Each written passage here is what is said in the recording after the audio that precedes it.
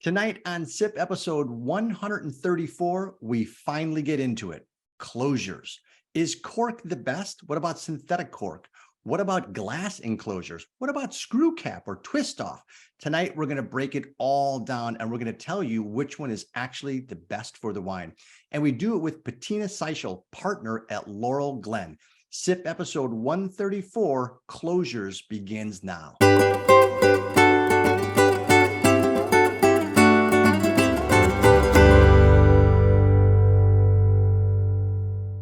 My name is Martin Cody, co-founder of Cellar Angels, and we are a direct-to-consumer wine company founded in 2010 to essentially evangelize, promote, and help make you more aware of some of the greatest wines coming out of Napa and Sonoma right now.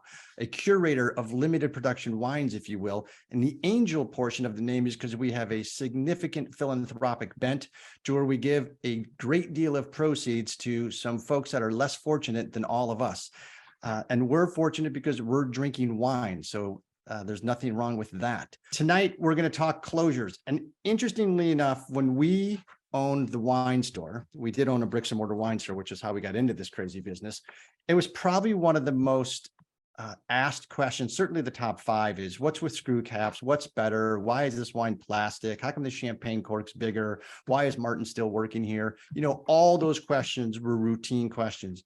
Tonight, we're going to get many of them answered, except that last one, I hope. So let's talk about closures. And I do want to bring in tonight's guest, who is one of the most amazing women in wine. Actually, let's just go even a step further. One of the most amazing people in wine, men or women. And it is, I've had the pleasure, privilege, honor of knowing Bettina for probably, this goes back a ways, 20 plus years, I think, for the first time we met. But Bettina Sichel is in the house and she is the proprietor or partner of Laurel Glen. So Bettina, thanks for spending your Friday with us. Yay. Cheers. Cheers.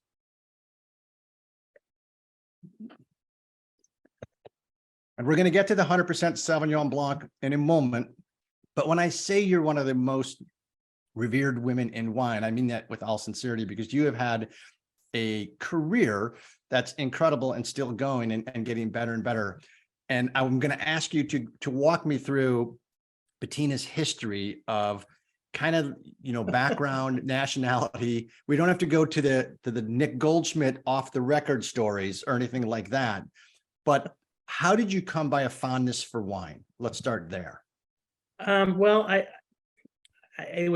like to say I was weaned on Blue Nun. So I grew up in a wine making family.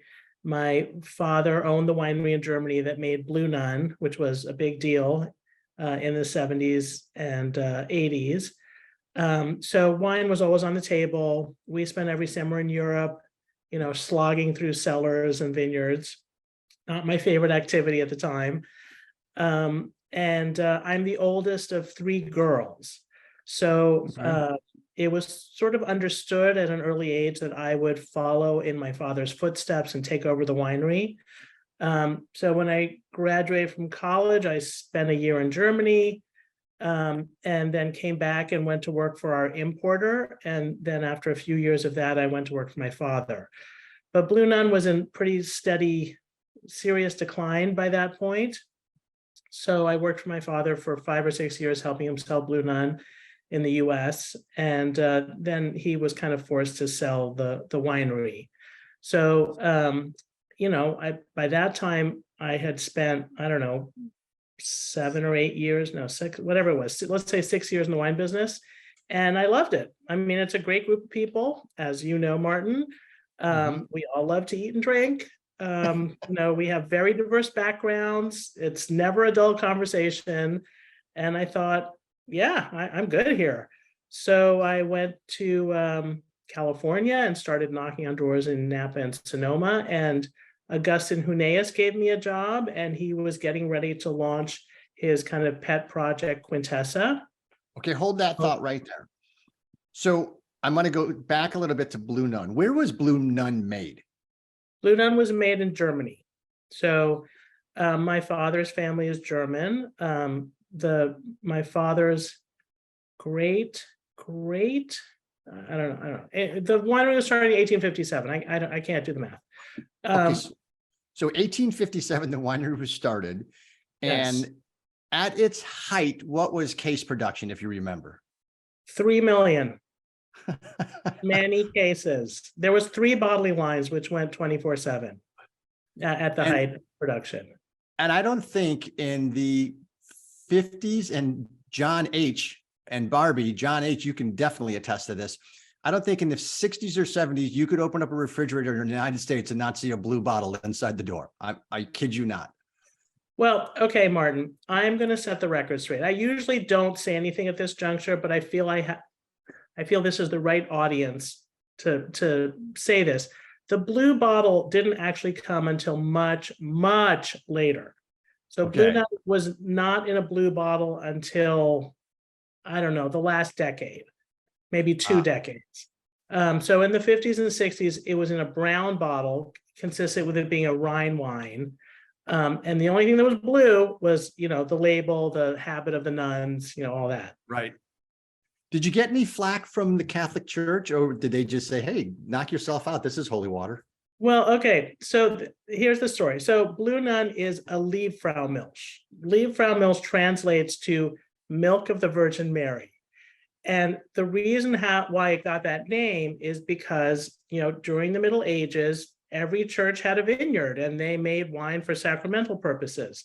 So there was one church in the town of Worms, which had a vineyard, made, their wine, and some wit, made the joke that this wine is so good, it's like drinking the milk of the Virgin Mary. So needless to say, despite what we've heard about Germans and humor, the name stuck.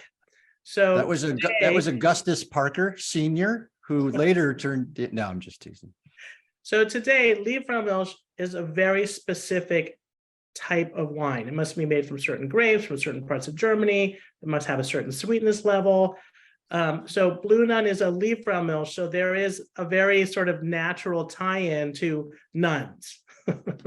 Interesting. So that wine is still in that style and that category is still being made today. It is. So my father sold the winery to another German winery, and they continue to make it. All right. So then you come to the United States, obviously, and you're in California. I was born in the United States. So my father and his family are Jewish. They fled Germany in the 1930s, came to New York in 1941. My father had this very big career with the CIA, included, helping to fund the French resistance. If you had Blue Nun and CIA on your bingo card, let me know, because you are a winner. But after the Second World War, my father's uncle went back to Germany, reclaimed the business, the physical business, which was actually quite badly bombed, rebuilt it. And then when he died in the 1950s, my father inherited this winery in Germany, but by that time he was an American citizen, and he didn't really want to live in Germany again. So he decided he was going to settle in New York, and he hired a manager to run the winery in Germany, and he basically concentrated on sales and marketing in the US. And what year did you go out to California? I moved to California in 1992. All right. And so now we're up to the point to where you're talking about Quintessa. So how did you meet Augustus? Well, Augustin was actually a friend of my father's. So yes, connections get you in the door.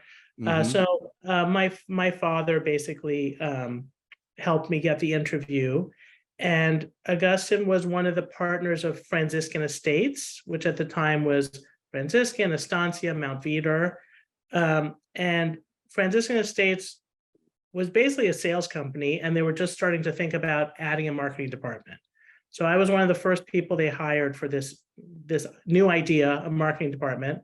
And a year later, Augustin launched, but at the same time, Augustin was getting ready to launch Quintessa. So I was very involved in helping him with that launch. And then I became his first director of sales and marketing, a job that I held for almost 10 years. Yeah. Wow. And actually basically launched that brand, made it a national treasure, and got placements at some of the most prestigious restaurants and wine stores around the country. And to this day, it's still a hallmark of a fantastic blend, and large, all attributed to you. So I hope the royalties are still flooding in. And yeah, it was all about profile distribution. That was the whole marketing strategy. Yeah, good. no, I mean, like, fortunately, when I go to Quintessa, if people come, people tell me all the time, I'm in Quintessa, can I go? Can you take me? So when I take people to Quintessa, I do get treated very well. As you should. So that was 92, you were there for about 10 years. And then in 2002, you decided, Actually, okay, the Quintessa gig started with the release of Quintessa, which was 1994. No, I want to later? say 96. Okay. So I lived in California I moved to California working for my father, whatever, it doesn't matter. But the Quintessa gig started in 1996. Every time I hear anything anecdotally to your father, I feel like it's going to be followed up with, I shouldn't tell you this. I can't tell you this. It's top secret type of stuff. Oh, well, I can tell you a good story if we have time. Plenty of time. This is a Okay. subject on closures. We've got time. So my father wrote his memoirs at the age of 90. And, obviously a large part of the memoirs were about his time in the CIA. So he found a publisher, and the publisher said, we don't feel comfortable publishing this unless we get clearance from the CIA. So they sent the manuscript to Arlington, Virginia, and it came back, and every word except for maybe 3 were redacted. And my father was like, this is ridiculous. I mean, this information is what, I don't know, 40, 50 years old, has been published in other sources. So he made an appointment at the age of 90 to go basically make his case to a committee that they should let him publish this information. So he gets on Amtrak, he goes down to Arlington, to Virginia, wherever it was in Virginia, and he presents his case to this committee as to how this information has been published on the sources. It's no longer national. And then the government shut down. Oh, geez. So my joke was, they're just waiting for you to die. But he did not die, and the government reopened, and eventually they sent back the manuscript and flipped it, and only about 3 words were redacted, and he was able to publish everything else. What is the name of the memoir? It's called, oh God, I should really know this. It's called, oh God. The tagline is Vintner, Prisoner, Soldier, Spy. Secrets of my life. The secrets of my life, Vintner, Prisoner, Soldier, Spy. Got it. All right. I'm buying that. Well, Martin, if you come to the tasting room, I'm happy to give you a copy, because as a dutiful daughter, I bought 300 upon publication and I still have a few. And you have 285 left. Not quite, but no, good. Really, all right. That is fantastic. I do want to say, so that's 2006. So now walk me over to how you came across to what back then was called the dark side, the Sonoma side. Well, so I was at Quintessa for pretty close to 10 years. And then, eventually I left, for a variety of reasons. And I went to the Napa Valley Vintners as their marketing director. So this coincided with the Great Recession. So I get to Napa Valley Vintners, and our membership jumped like 100% in the time I was there, because all these wineries were just panic stricken that they were never going to sell another bottle of expensive Cabernet again. It was a great job, but it was a very demanding job, the kind of place where you felt guilty leaving at 6 p.m. And I had young kids at home, and, it was clear that this was not the right time in my life for this. Right. So one day in like November, sitting at my desk thinking, this isn't really the right place for me, but where do I want to be when I grow up? What do I want to, I need to figure this out. And about that time, this very, very, very wealthy friend of my husband calls, and he is a guy who loves wine. I've known him for years. He's in the habit of calling me 3 or 4 times a year, just to chat about wine. So we had a lovely chat about wine for, 20 minutes. And at the end of the call, he makes this joke. Bettina, you and I should buy a winery someday. Ha ha ha. And, we both laugh. We both hang up the phone. And I will never forget. I was sitting at my desk, and it was one of those moments where it felt like a light bulb went off over my head. And I thought, oh my God, there's never going to be a better time. We should buy a Mm, winery. So I call him back. We start talking. He says, I don't want to assume all the risk myself. I'm going to reach out to some friends. I'm going to form an investment group. Bettina, what are we buying? So at that point, I had lived and worked the Napa Valley for, I don't know, 15 years, whatever it was. And I was like, we're buying a Napa Valley winery. So I go out with the intention of buying a Napa Valley winery. And in fact, we tried very hard to buy two very different Napa Valley wineries, and both the deals fell through for very different reasons. And then, all through this time, my father kept saying to me, you really should talk to my friend, Robert Nicholson, whose business it is to buy and sell, winery related assets. I'm like, Dad, I got this. I got lots of connections. I don't need anyone's help. Well, after the second deal fell through, I called Robert Nicholson, and he said, Bettina, I have just the thing for you. And he sent me off to meet Patrick Campbell on Sonoma Mountain. So just to get a sense of the geography. So that meant, well, I lived in the eastern slopes of the Napa Valley, the Vaca. So that meant going down to the valley floor, traversing the valley floor, going over the Mayacamas, traversing the Sonoma Valley, and then going up Sonoma Mountain. So, it's a bit of a journey. yeah. But, when I got out of the car, I was blown away. I mean, it is beautiful up there. Mhm. And Patrick, it was a beautifully cared for vineyard. So Patrick walked me through the vineyard, even though the man had polio as a kid and walks with crutches. But I like to joke that the worst insult you could pay him is holding a door for him. He's very, proud of his autonomy.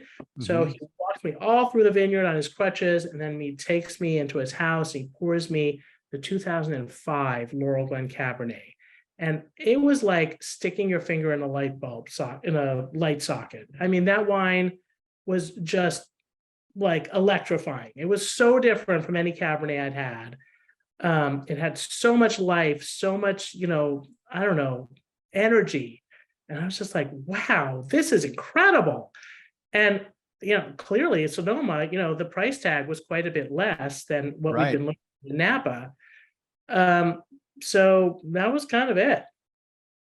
I mean, I could. And that was 2006, 2007, 2000. That was 2000. That was 2010 when I had that, epiphany, and then the deal closed in early 2011. Oh, fantastic! And yeah, there's some people associated with the project. One of them is I don't even know what you could refer to Phil Kachuri as. He's the viticulturalist. Well, I know that, but I mean, he's also, I think, maybe a founding groupie member of the Grateful Dead. He's been to 250 shows or more. That's probably where he is. I think the last Dead and Company shows tonight, I bet that's where he is. And he's a organic farmer long before organic farming was a thing. That's right. He helped to put organic farming on the map. Yeah. Yeah. Amazing, Yeah, amazing individual. So I was introduced to him. So, I'm not a viticulturalist. So I needed somebody to tell me, am I buying, a sound vineyard? Am I buying a vineyard that has lots of problems?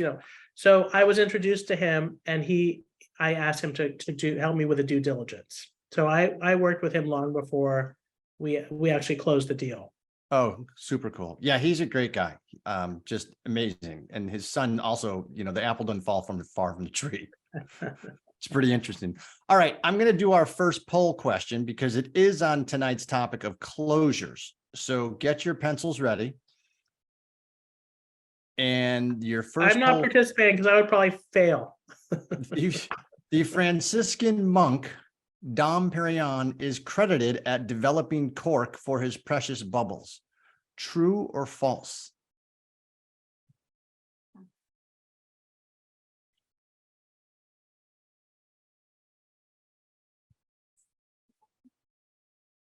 The poll questions are really just designed as breaks so Bettina and I can drink. And this SB is delicious. Yeah, thanks. It really is tasting well.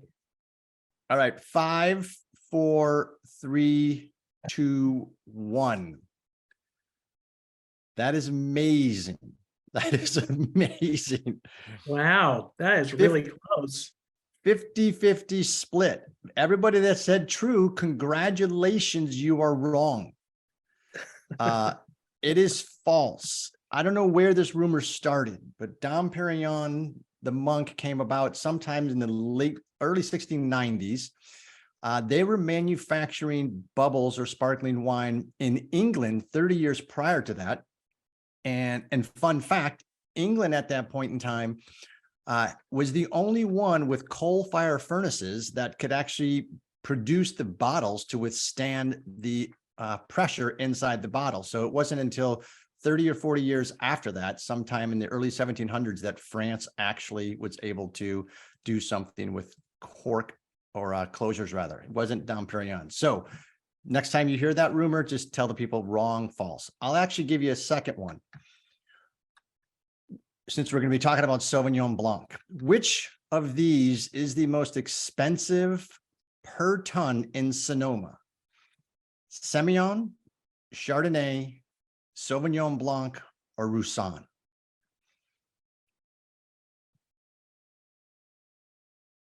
And then I think we're going to talk cork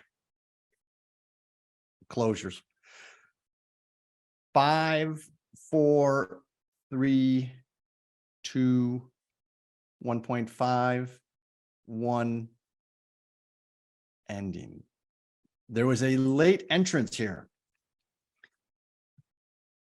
Semillon is actually second most expensive, 2,600 pounds a ton, 95 acres of Semillon planted in Sonoma, 95 acres. That's it. Wow.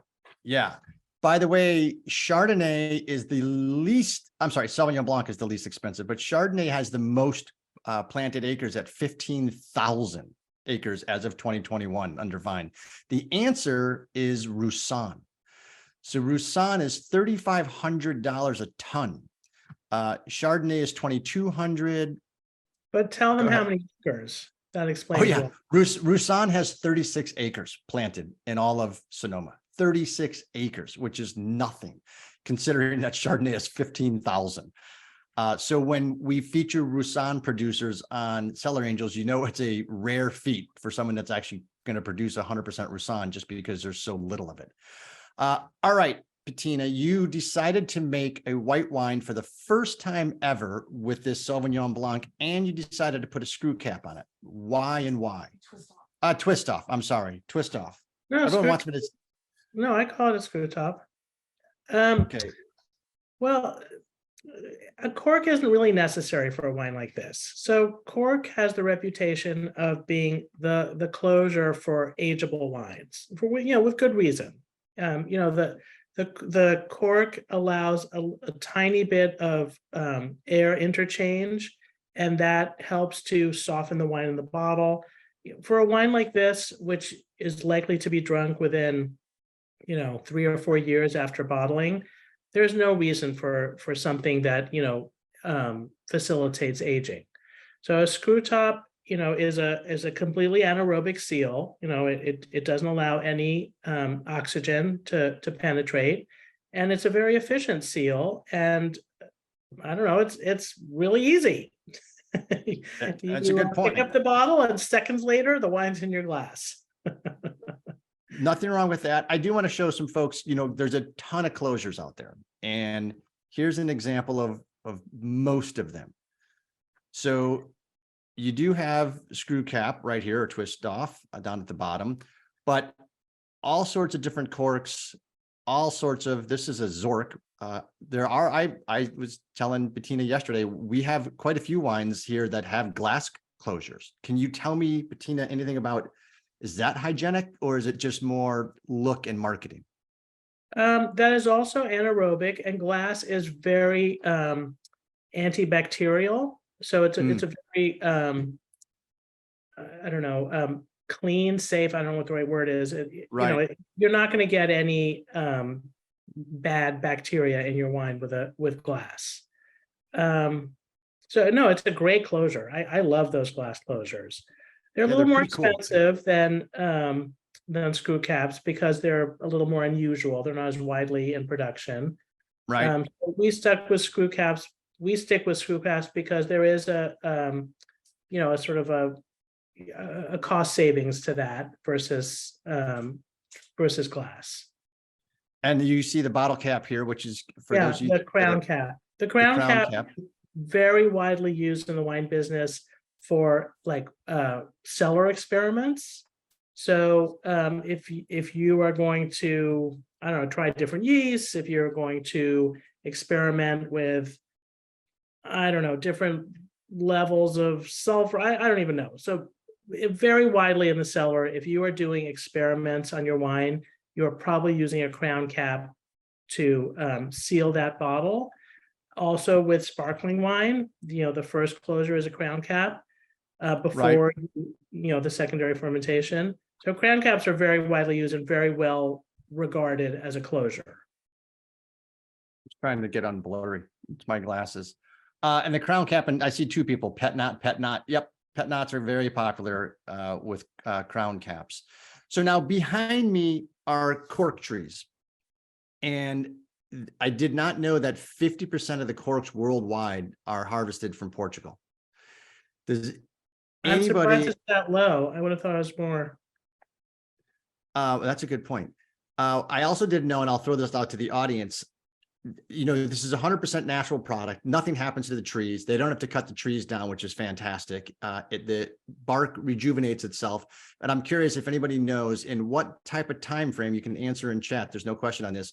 How long before you can, after harvesting, how long before you can harvest again? I'll let you talk about that.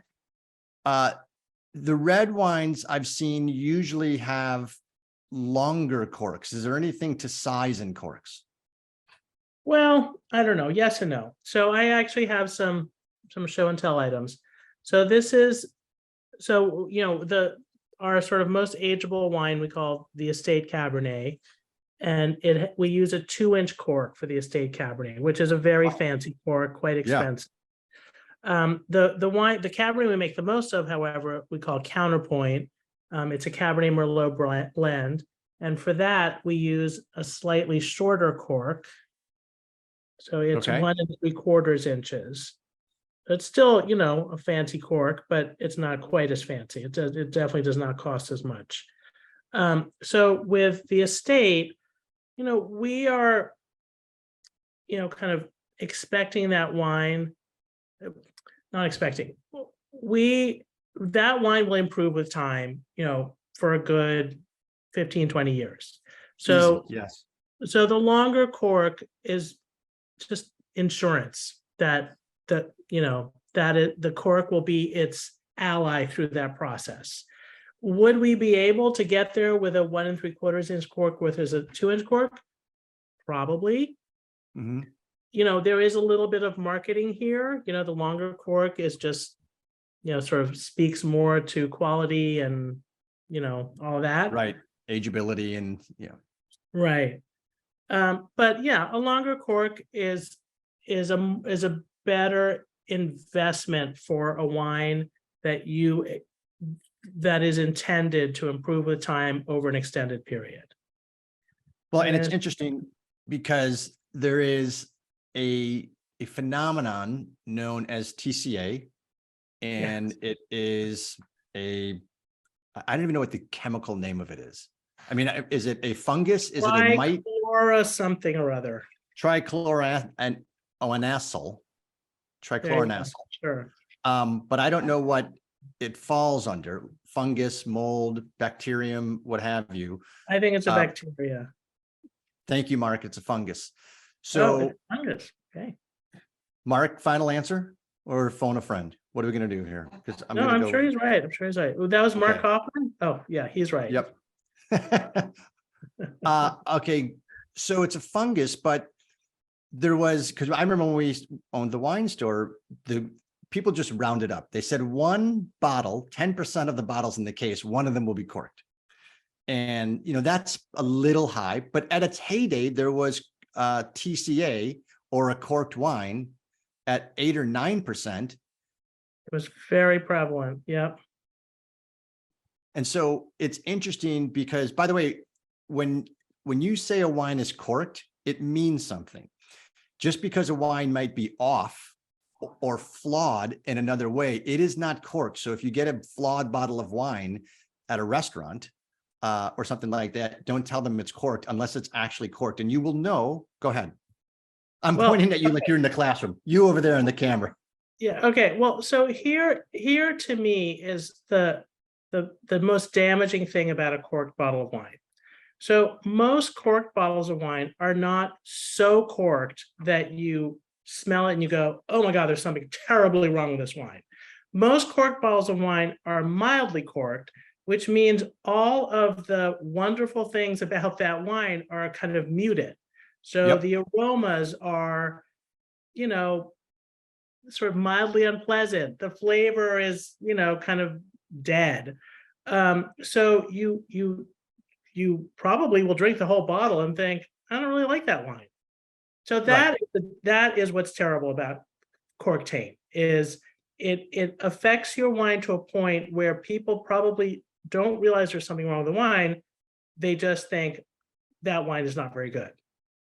Yeah. And when it's, first of all, it's not going to harm you in any way, shape, or form. So don't think that it's dangerous or anything.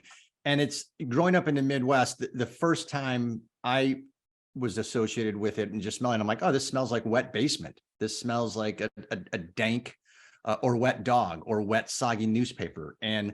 But then when we had Hildegard Heyman on from UC Davis a couple of weeks back, and she was talking about how the amount of variance between two people on the same wine on what it was, the whole show was on sensory evaluation and how different that might smell like wet newspaper to me and be profoundly, you know, overt, but to someone else, it could be barely perceptible. And they may, to your point, think it's just diffused or off, but corked wine has a distinctive. Well, but it has to be significantly corked. Like it has to, for you to get to wet basement. So I've opened many bottles where the wine is just not very good, but it's not the wine, it's the cork. So there's definitely that to me is the worst side effect of cork taint, is that you don't think there's something wrong with the wine, you just don't like the wine. Correct. Yep. And then Jeff has asked that they've had a number of older vintages corks break over the years. And is that a sign of a cheaper cork, or is that just aging process and cork breakdown? Well, and so that could be how the wine is stored. So a lot of so for instance, we store our bottled wine in a warehouse and they store it cork down. So in order to keep the cork saturated so it doesn't dry out. So it could be that the wine was stored cork up and thus the cork had lots of time in which to dry out. And when it dries out, it gets crumbly. Yep. Cork is a natural product. It doesn't last forever. So depending on how old the bottle is, it's just, a very good chance that the cork is going to break. I break corks all the time. So I would recommend that you invest in something called a Durand, which is a corkscrew expressly made for opening older bottles. It incorporates both a worm and two prongs. Yeah, and the two prongs. What is that called? I can't remember what it's called. That one's called an asso, but the Durand one. Right. The two prongs of the asso. So it's a great corkscrew for opening older bottles. Super cool.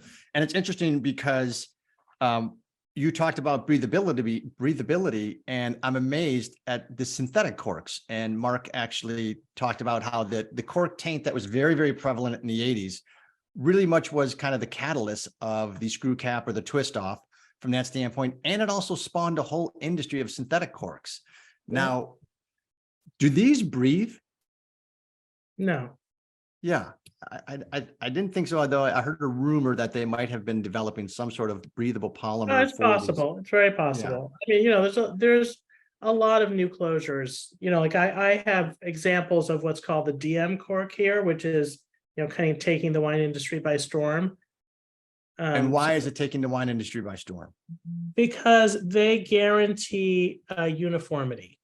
They guarantee uniform oxygen, what's it called? Where it goes through, whatever that word is I'm looking for. Pressure, the neck. No, like exchange. They guarantee Okay. Uniform oxygen exchange, and they guarantee 100% no TCA. They have a lot of guarantees. Interesting. In order Transmission. that's the word, oxygen transmission. Thank you. Mark Hoffman, class valedictorian this evening. Yes, he is. And he should be, because I think Mark sold Corks. I'm pretty sure you sold Corks for a while, Mark, didn't you? Anyway, I'm sure he'll tell us. So anyway, so Diam is this company that has made huge inroads in Europe. Super cool. Okay. And is now spending a lot of money to make inroads here in the US. And I know a lot of winemakers. So for instance, David Ramey is a big advocate for Diam. He's now bottling all his wines with Diam corks. He's sort of proselytizing about how dependable they are, how foolproof they are, how fail-safe they are, and how they're a better product than natural cork. So we're experimenting with it. I'm not ready to get that excited, but whatever. Yeah, we are experimenting with Diam corks. And just like with natural corks, you can get them in different sizes. So this is, I think, a 5-year cork, and I want to say this is a 15-year cork. So depending on how long you are sort of projecting the ideal time in which to open your wine, you would get a shorter cork, which has more oxygen exchange, I believe, or a longer cork, which has less oxygen exchange. And they, they can sort of fine tune it depending on. Give me an example of like the price difference between the DM standard cork and just your regular everyday cork. I don't know. I think they're a little bit cheaper, but I mean, it's not like a huge savings. Right. But I could even be wrong. I'm not sure. I mean, there's an incredible amount of variety in what you can buy in terms of natural cork. Oh yeah. So, and it's not about money. That's not why you make that decision. Right. Well, we talked a little bit about cork harvesting, and this is a great example of how that's actually done.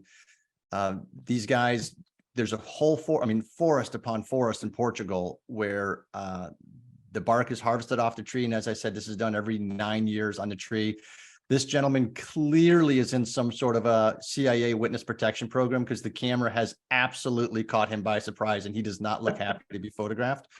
Again, could be a relative, Bettina. I'm not saying your dad has friends in Portugal, but surprised. But I think it's interesting how they take this off, and then when they bring all that in, and they bring it in by the tons, it is just fascinating. And Mission Control, who is off the picket line, is going to show you, put a link in the chat at the end of the program this evening of a video that is about 10 minutes in length, but it walks you through the entire process of harvest into the factory, the computer machinery that is in this industry to, clean this, sterilize it, cut it, sort it, package it. They've got cork flooring, cork boats, cork attire, cork shoes coming out of this factory, in addition to corks. It's an amazing industry, and they use everything. Nothing goes to waste. Even the scraps get regenerated. So it's a pretty interesting industry. I'm a big fan of the natural corks. But you decided to make a white wine for the first time, and I know you have, what's new at Laurel Glen is going to be something coming out near the end of this year in Q4. Tell us a little bit about that. So we've really enjoyed having a Sauvignon Blanc portfolio, but the classic Bordeaux white is a Sauvignon Semillon blend. So in 2022, we found a Semillon vineyard that we really liked, and we bought a ton, hardly a lot. And we will actually be releasing a Semillon Sauvignon blend in the fourth quarter of this year. I'm going to say October, but don't quote me. And we're calling it Blanc Squared. So this is Blanc Slate. It's a single variety. Blanc Squared is 2 varieties. So I love the label, by the way, very whimsical and with all the names crossed off and the silly and the emasculating and that sort of stuff. Do you sit around? Does the team sit around and come up with stuff? And No. So one of what's the word? One of the reasons we made that's the wrong word. Anyway, the sort of inspiration for this wine, I guess I'll say, is that guy who called me in November and said, let's buy a winery. His wife is a huge fan of Sauvignon Blanc. So for years he'd been sort of like nudging me, wouldn't it be nice to have a white wine? Wouldn't it be nice to have a Sauvignon Blanc? So one day I turned to Randall and I said, what do you think? Should we try Sauvignon Blanc? And he said, well, as a matter of fact, there's this vineyard that I've really admired. I'd love to experiment with their fruit. So we bought, I don't know, half a ton and bottled, I want to say 30 cases, and we loved the wine. So we decided, okay, we're going to make a Sauvignon Blanc. What are we going to call it? So that is always one of the hardest parts when you're developing a new wine, because everything is trademarked, everything. Correct. Yep. So I turned to the wife of my business partner and I said, help me come up with a name. So she and her husband went out to dinner one night, drank way too much wine. And the next day I get texted this sheet of paper with all of these crazy names on it. And I'm sitting at my desk thinking, crazy old white wine? What? So, I go through this list and I'm sort of making my little notes, bad, good, not so bad, Right. not so good. Lawsuit material. Exactly. And then I met with my label designer who, I've worked with for many years. She's wonderful. We have a great relationship. And we're throwing around ideas and this was not the first idea, but when it was actually me, when I had this idea, I was like, that's it. And of course I was, sort of communicating with Alicia, the wife of my business partner. So I sort of made a date to sit down with her, and she lives in LA. So I flew down to LA and I meet her at a restaurant. We sit down at a high top and I present this idea. And she's like, she was like very suspicious. Anyway, whatever. So we all love the idea, and it's been a great process. We've really enjoyed the sort of story behind the label. I like it, and so I'm looking forward to the wine coming out in October as well. And there are a bunch of producers that do a Sauv Blanc Semillon blend, an 80-20. And this one, I think yours is going to have more Semillon. That's right. Do you have a percentage? I want to say it's 60% Semillon, 40% Sauvignon. Okay, that'll be fantastic. And the Semillon is barrel aged. So our inspiration for the wine is a Sauvignon Semillon blend that Lassiter makes. Okay. Which I love. I think it's such a beautiful wine. So that was kind of the stylistic inspiration for this wine. But Randall decided that, Randall started playing around with the Semillon, playing out with barrel aging. And in the end, he liked the blend with Semillon dominant. I'm looking forward to that. And it's funny, you mentioned something earlier on corks, especially corks getting dry. And you store, or your storage facility stores the bottles upside down, essentially corks down, so that they never have that problem. And for those of us at home, we don't actually have that luxury a lot of times to have this piece of equipment that stores them.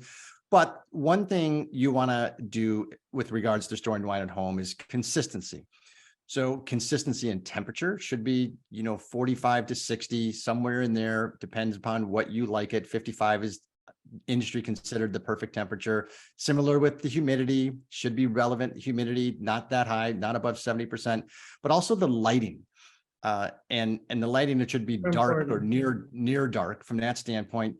And when I say consistency, wine doesn't mind if you take it out of it. Like if you have people coming over and you remove 10 bottles from the chiller, and at the end of the night or the next day you realize, oh, we only drank 7 of these, you can put 3 back in the chiller. It's not really going to harm the wine. What it doesn't like, if you do that about 6 times, it'll rapidly age the wine. And I wouldn't go from the fridge to the car, leave it in the car, then back to the fridge. That is also bad. I And tell people, don't store wine in your fridge. It's not a good place to store wine. no, what wine fridge, but not a refrigerator. Right. And lay it flat. Now, the refrigerator, by the way, is I think one of the best. This is a hack, because not all of us have 1,000-bottle cellars except Jeff. But it's referred to, we learned this years ago, 20 years ago, the 20-20 rule. So if you have a small allotment of white wine and you want to keep it in your refrigerator because you have no other storage, that's fine. Pull those bottles out 20 minutes before you serve them, and they will warm up for 37 degrees to about 55 cellar temp.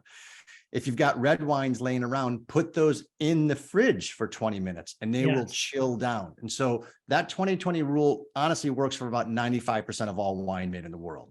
Well, also, if you drink, I don't know, half the bottle and you're not going to get to it for a day or two, the fridge is a really good place to store an unopened bottle, even if it's red.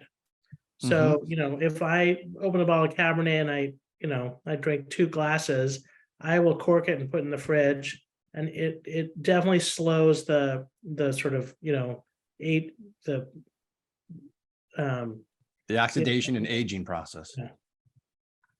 All right. So now I'm going to show people where Bettina lives during the day, not actually at night.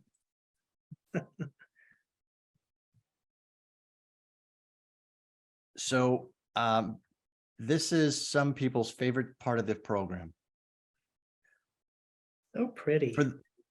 For Mark and the new folks, because I just realized Mark, but there could be more than one Mark Kaufman in the world. Mark started to give out your name.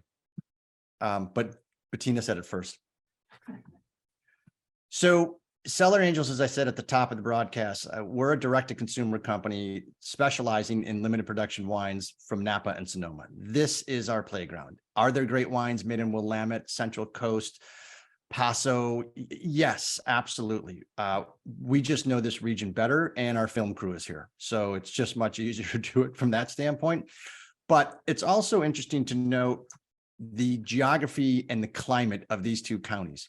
Now, Sonoma actually has more soil types than France. So when you think about the tapestry of playground that winemakers get to actually work with in Napa and Sonoma, it's unrivaled in the world.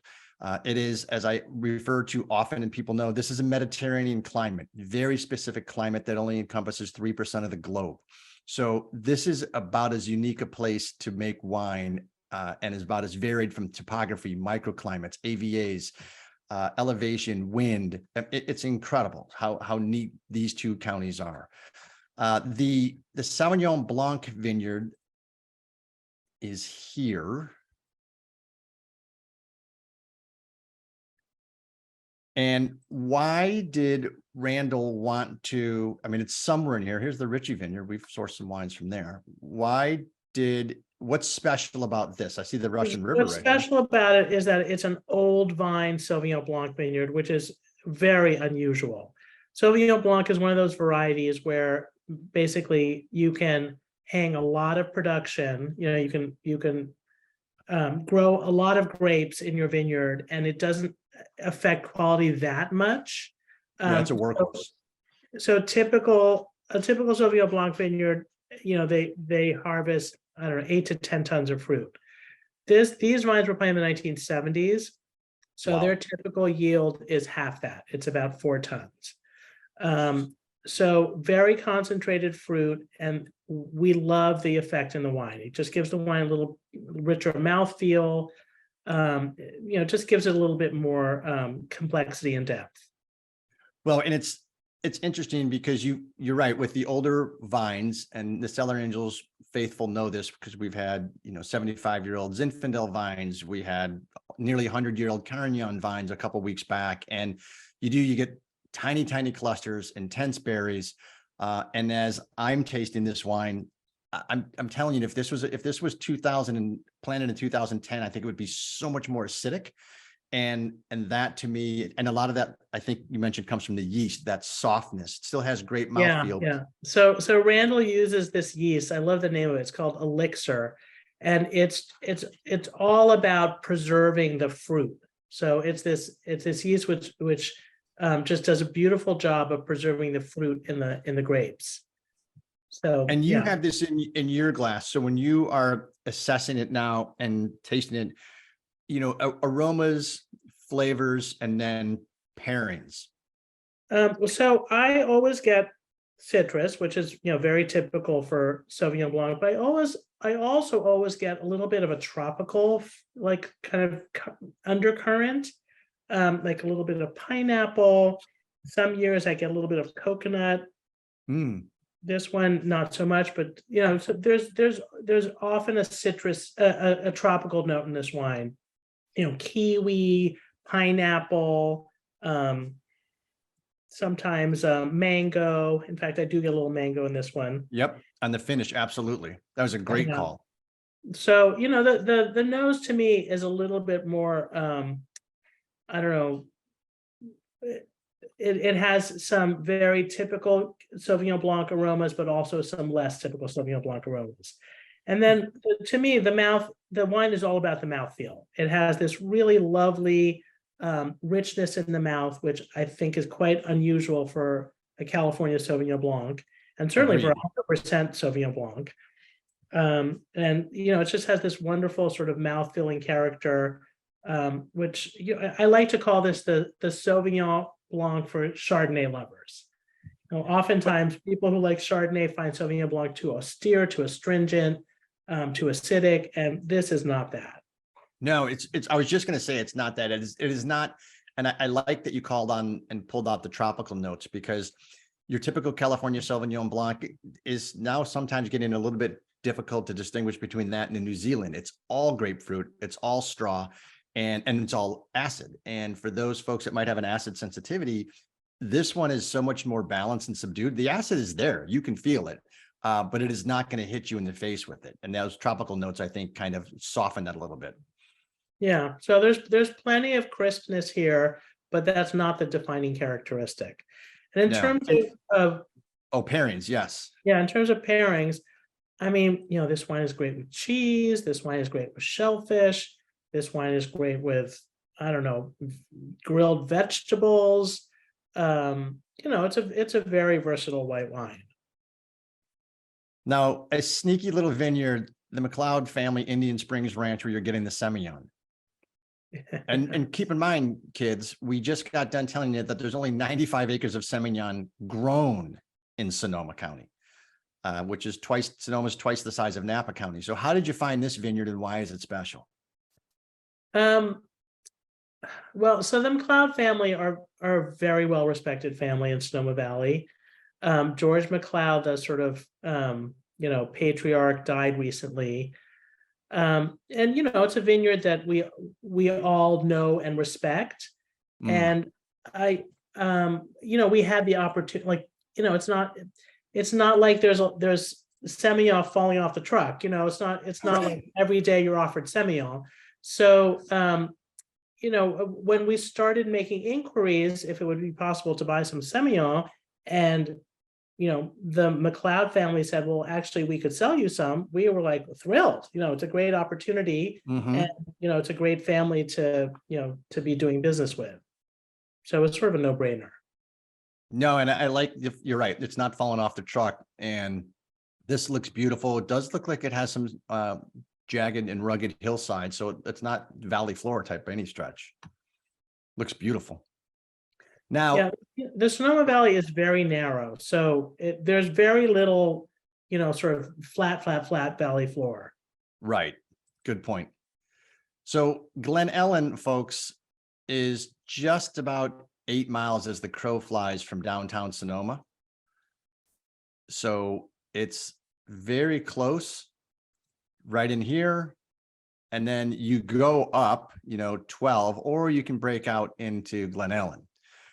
This was, 15 years ago, a sleepy little town, still semi-sleepy, not little any longer, growing, but it is a gauge house, beautiful place. It's got these incredible little, I don't know if you call them inns or cottages, or I guess houses, or a lot of places that are super, super fun to stay. And there's some great dining in downtown.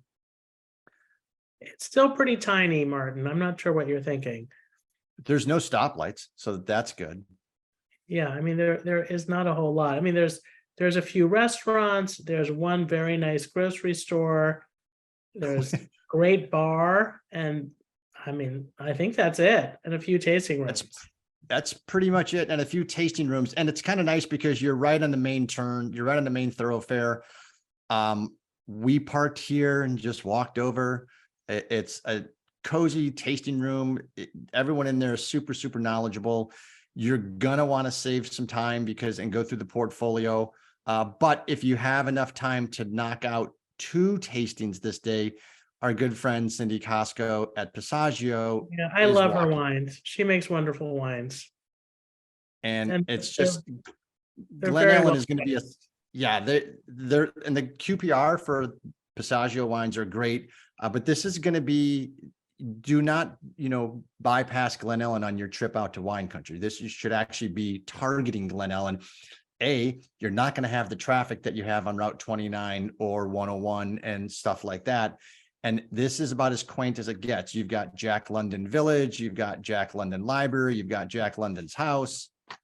So I just want to say that Passaggio is in this little complex of shops and restaurants that includes my favorite restaurant in Glen Ellen, which is the Mill. So it opened during COVID, and it's just really, really good. And it's, like a little stroll over from Passaggio. And why? Yeah, there's the Jack London Village, which is historic society. Now, why is the Mill your favorite place? Oh my God, the food is just so fresh and so kind of well prepared, and the owners are the nicest people ever. And it's a very pretty setting, like right on the banks of the creek. It's just I've never had a bad meal there. And the irony is, you just described literally like 80% of the places I've been to in Glen Ellen. It's, you can hear the water rustling by as you're walking. It's idyllic everywhere you go. And Dahlia, you're going to have a fun time going there in Q1. Christopher, everyone must go to Laurel Glen and Glen Ellen. She and her team are wonderful. That is very nice. I am impressed with this wine, since the Globe last week set 3 records for temperature as the hottest 3 times in the history of record keeping temperatures. This is a great wine for when it gets hot out, which is apparently all over the country. Tomorrow, I promise you, I'm going to stick a bottle of it in the Cellar Angels Club canteen with the QR code, by the way, that we changed. But this is a perfectly hot and cold insulating beverage, and it fits 1 entire bottle of wine, or 2 really, really large martinis. And you also get that as a free gift when you join the Cellar Angels Wine Club. Bettina, I want to thank you. We didn't even talk about red wines, which is almost sacrilege. Yeah, we make a lot of good wine. You do make a lot of good wines. Run through the portfolio and volumes that you have. Sure. The wine we make the most of is Counterpoint. This is a Cabernet Merlot blend from Sonoma Mountain Fruit. The Cabernet comes from our estate vineyard. The Merlot comes from one of our neighbors.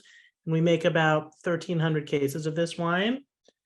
And then our flagship is the Laurel Glen Vineyard Estate Cabernet, 100% Cabernet from our organically certified estate vineyard, about 700 cases.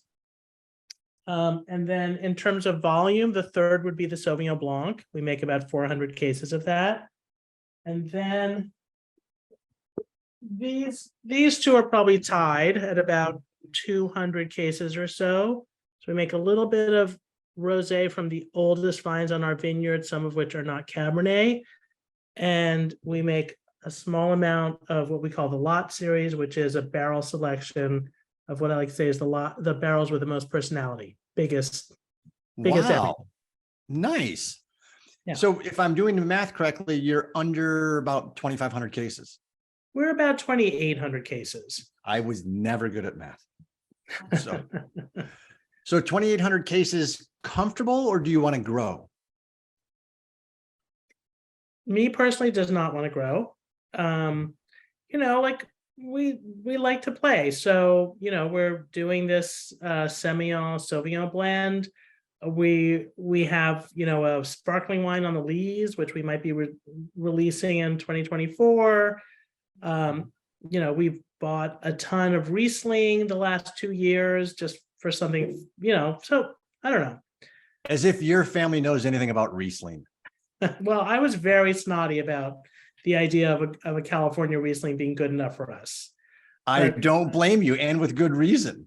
But we found a Riesling, which, I mean, my father doesn't like it, but everyone else seems to. Oh, that is absolutely adorable. That is super cool. No, we're looking forward to all of the new offerings coming up. And by the way, I mentioned it previously, you guys. I mean, Save the Family Farms, 6 bottles gets you free purchasing. I would think you could easily load up on 4 of the Laurel Glen SB that we're having tonight, 2 of the Carignan from Nick, one of the best Carignans I've ever tasted, or 5 of Bettina's and 1 of Nick's. Either way, 6 bottles. You guys knocked it out of the park last week when that offer started. So this is what it's all about, is helping the limited production winery grow, move some product, get it in the hands of wine lovers so that you can appreciate all of the hard work, passion, dedication, and persistence that goes into this business.